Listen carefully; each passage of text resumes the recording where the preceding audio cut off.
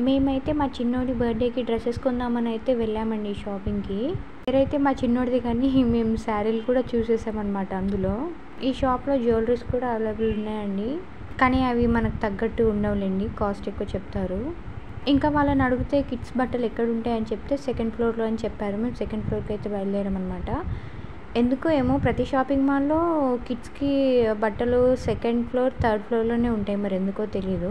ఎప్పుడైనా మీరు షాపింగ్కి వెళ్తే మాత్రం ఒక 2-3 షాపింగ్ మాల్లో అన్నీ చూశాక అన్నీ కంపేర్ చేసి ఎందులో మనకు కంఫర్టబుల్ ఉంటుందో అందులోనే తీసుకోండి. ఎందుకంటే ఒకటే షాప్లో వెళ్తే మళ్ళీ నెక్స్ట్ షాప్లో తక్కువగా ఇస్తే కనుక చాలా ఫీల్ అవ్వాల్సి వస్తుంది.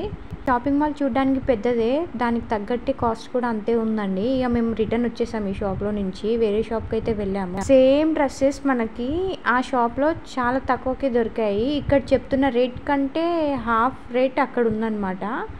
అందుకే ఎప్పుడైనా తీసుకున్నప్పుడు కంపేర్ చేసి కొనండి.